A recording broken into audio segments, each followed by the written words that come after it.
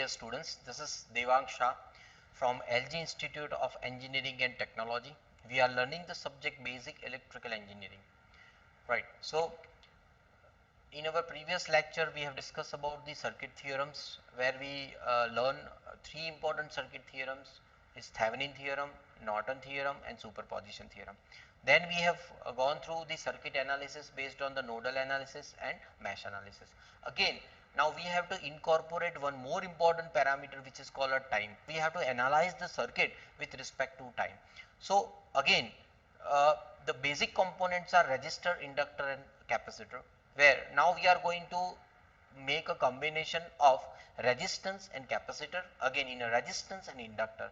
Now once you are going to involve inductor and capacitor, because capacitor and inductor both are directly both has a relation with the time, right? So once you incorporate capacitor and inductor, you have to also learn about the time. So ultimately here my goal is to learn the behavior, or is to observe the behavior of inductor and capacitor with respect to time. So here in our today's topic, we have to discuss about time domain analysis of the circuit. Right now there are two main circuitry we are going to learn. One is called the time domain analysis of first order RL circuit, same way the time domain analysis of first order RC circuit. So let's first discuss the first order RL circuit. Right. So here, so the behavior of capacitor and inductor is ultimately, this is like charging and discharging, right? So here I have to set a specific circuit, or I have to design a specific circuit S, or we are taking switch S is connected to position number 1, right? So once is switch S is connected to 1, here voltage source V, which is a DC supply, is connected to a series combination of R and L, right? So here the inductor starts charging, right? That is always in terms of the current. So here current does not reach its maximum instantaneous, but it takes some time. So what does it mean?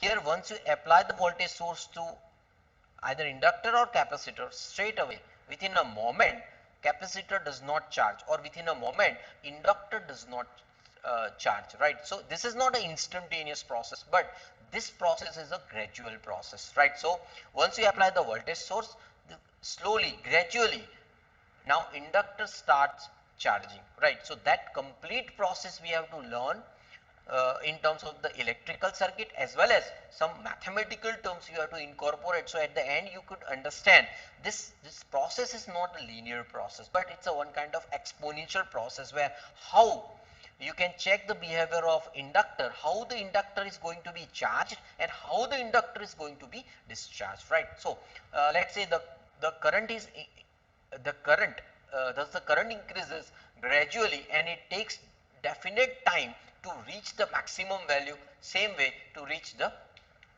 zero value, right, once it is a discharging. So here we are going to learn about charging and discharging of inductor. So the theory you can also name as charging and discharging of RL series circuit, right?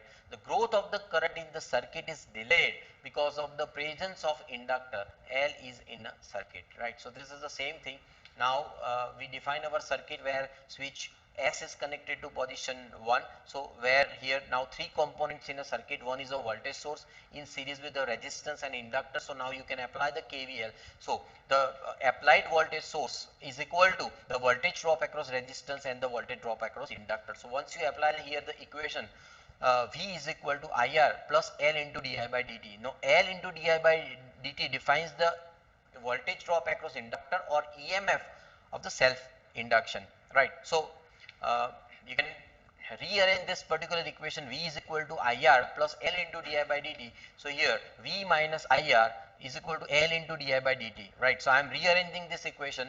Di divided by V minus IR is equal to 1 by L into dt. Now I am taking the integration both the side and multiplying by minus R. So you can see here from this particular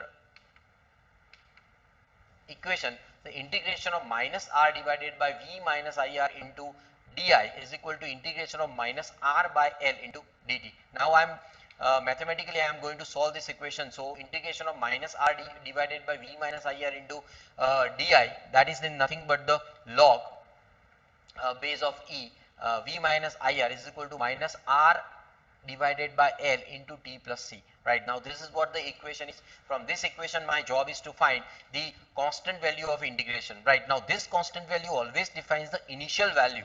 Right, so initial value, that means there is no time, so time is equal to 0. What is the initial condition of initial charging condition of inductor? So when t is equal to 0, I is equal to 0. So if in this particular equation, if you apply I is equal to 0, when t is equal to 0, then log V minus 0 is equal to 0 plus C. So ultimately at the initial condition C is equal to log V. Right, now that initial condition I am going to apply in my equation, the above equation. You can see the above equation here. So if I am going to incorporate the value of C, so that's log V minus IR is equal to minus R by L into T plus log V. Now log V I am taking the right hand side, so log V minus IR minus log V is equal to minus R by L into T. I am taking log V minus IR divided by V, that is equal to minus R by L into T. So here it's just the mathematics. I am just rearranging the equation. Now this particular equation I have to make the subject in terms of V. Why? Because the V is nothing but the voltage drop across the inductor, right? So in some book it is also written VL. So I am here in this, from this particular equation I have to convert this equation in the subject of V. So you can check here, V minus IR divided by V. Now log I am taking the another side, so e raised to minus R by L into T. So I am substituting this equation and finding the equation in terms of I, that is the current passing through the inductor I. So that I is equal to V divided by R in bracket 1 minus e raised to minus T by lambda, where lambda I have taken as a R by L. Right, so from this you can the charging current equation I is equal to V by R e raised to 1 minus e raised to minus T by lambda. Now V by R is nothing but the circuit total circuit current. So I can define that total circuit current or maximum value of circuit current, which is as Im. So my equation is current which is passing through inductor, gradually it will charge the inductor in this particular equation manner, like I is equal to Im in bracket e raised to 1 minus e raised to minus T by lambda, where lambda is equal to L by R. If I am going to take, sorry, I'm going to take lambda is equal to L by R. Right, so here from this particular equation you can be able to find the total charging current, which is the current which is passing through inductor. I is equal to Im in bracket 1 minus e raised to minus T by lambda. Right, so now that in that particular equation, if I am going to analyze further to find the relation of charging current through the inductor, the charging current through the inductor with respect to time, right? So ultimately it is a time domain. So at time t is equal to 0, the value of current is also equal to 0. But at the time is equal to lambda, which is L by R. Let's say in this particular equation you can find the charging current I, that is equal to 0.632 into maximum current Im. So ultimately when the time constant is equal to L by R, right, at that particular moment the charging current across the inductor is reaches to 63.2% of the total current, right? So at lambda is equal to L by R, if you apply this equation. Now what does it mean? See, there are three zones when t is less than or lambda is less than L by R. This is the condition number 1. So lambda less than L by R, this is the condition number 1. Second condition, lambda is equal to L by R.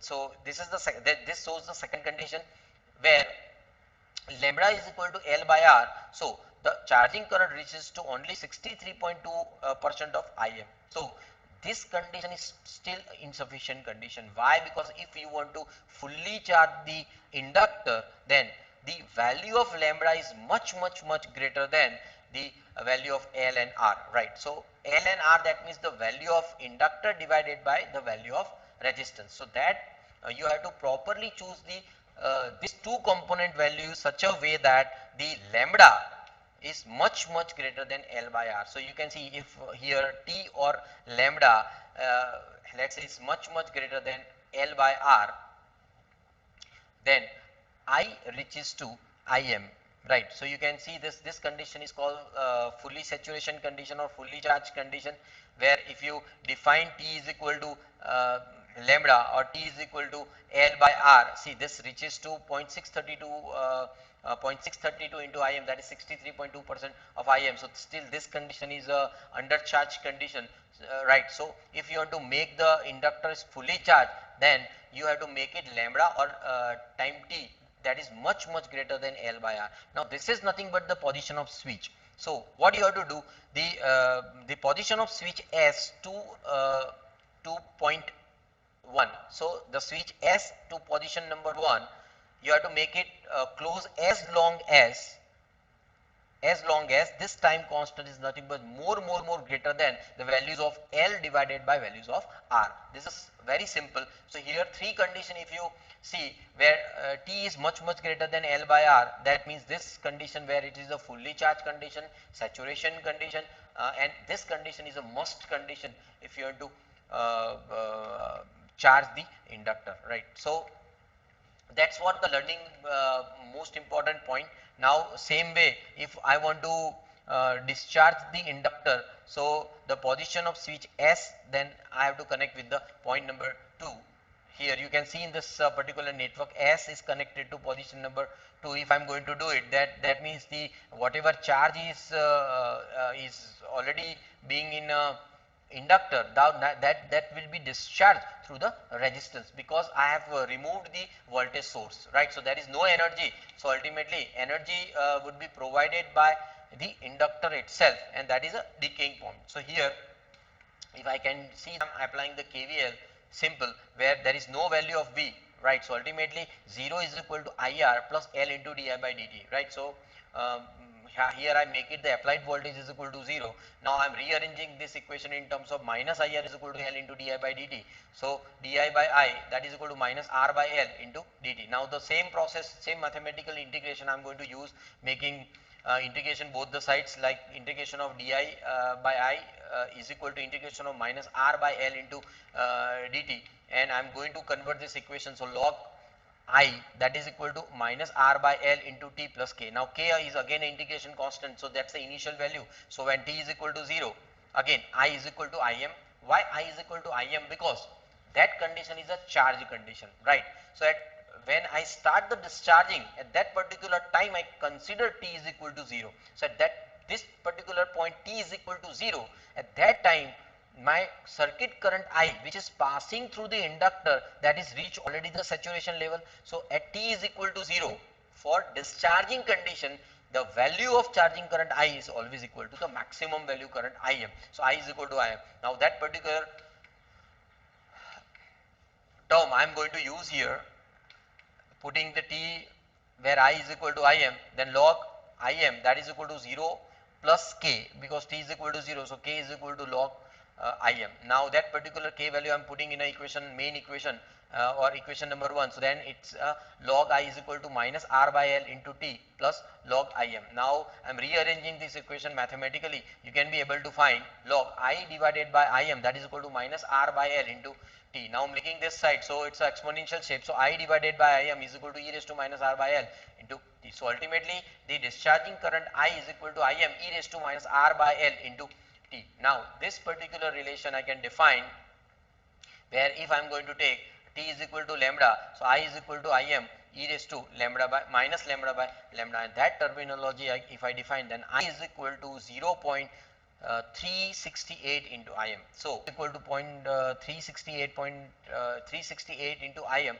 So where here T is equal to lambda is equal to L by R, at that particular moment the inductor would be discharged up to 36.8% of the total value. So for a fully discharged condition, you have to make switch S position number 2 for a longer time, right? That's how the inductor is charging and discharging, right? So you can see in both the equation, for the charging of inductor I is equal to Im in bracket 1 minus e raised to minus minus L by R into T. Same way for a discharging I is equal to Im e raised to minus L by R into T. Now this both the equation, you can see one of the important parameter, important factor is called the exponential shape. So for both the graph, the time versus the charging and discharging current, you can see the exponential shape in both the situation, charging and discharging, right. That's how once you apply the DC source to the